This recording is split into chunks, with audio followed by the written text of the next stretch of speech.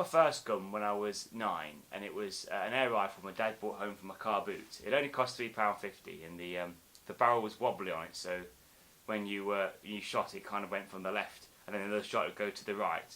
But it was okay for shooting plant pots and tin cans and that kind of thing with. So it was good. It taught you a bit of practice and that kind of stuff, and a respect for a gun. And a few years later, my dad bought me a much better air rifle, which I've still got now. And of course, that one was more accurate and a lot more expensive.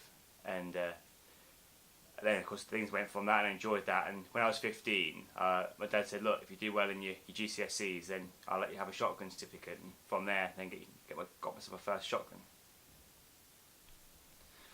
Okay, there was loads of different types of shooting. Obviously, I can't go into them all, but I mean, the particular type of shooting I'm interested in is game shooting and rough shooting, clay pigeon shooting.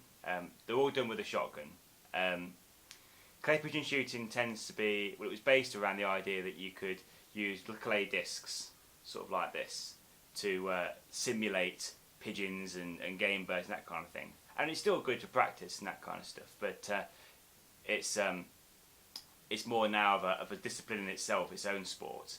And I suppose shotgun shooting can be divided into clay shooting and like sort of live game shooting, if you know what I mean. Pigeon shooting is quite popular. I quite like that. You know, it's something that's you're sort of doing a bit of pest control as well as doing a bit of sport at the same time. So you know, you feel as if you're making. A lot of people will invite you to their farm to get rid of the pigeons, but also you can have fun while you're doing it. You know, and sort of take part in your sport.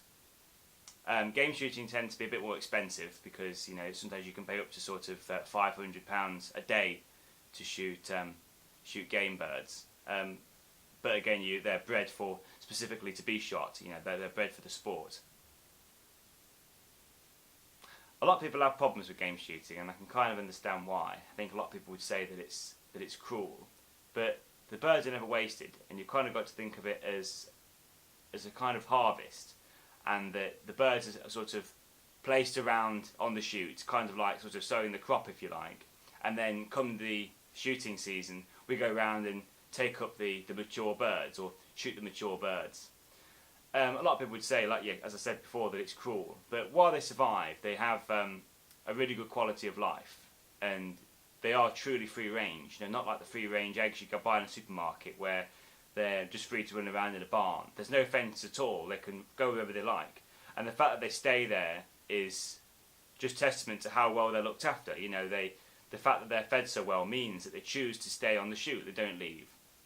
And I think that really reflects not only in the quality of life of the bird, but also in the taste of the bird as well. You can taste that they've, like you can taste the difference in a free-range egg, in my opinion. I think you can taste the difference in a bird that's had a really good quality of life. For me, shooting is something that's it gives you an opportunity to get out into the countryside, get in touch with nature. And sometimes it's nice just to almost go for a walk, have my gun with me, but you don't always go out with the intention of shooting. It's just nice to have a wander about and you wander around the farm.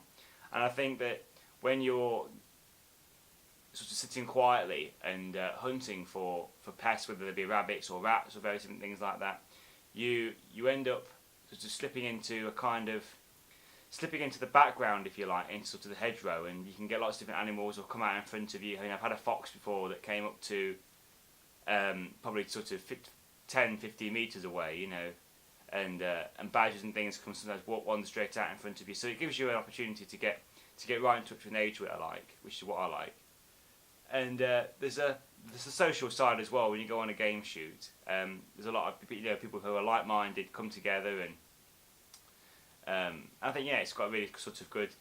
There's a lot of things like in magazines and that kind of stuff. You know, people can meet each other and meet new people, and I think it's really good to get out of the rat race and just enjoy the countryside for what it is.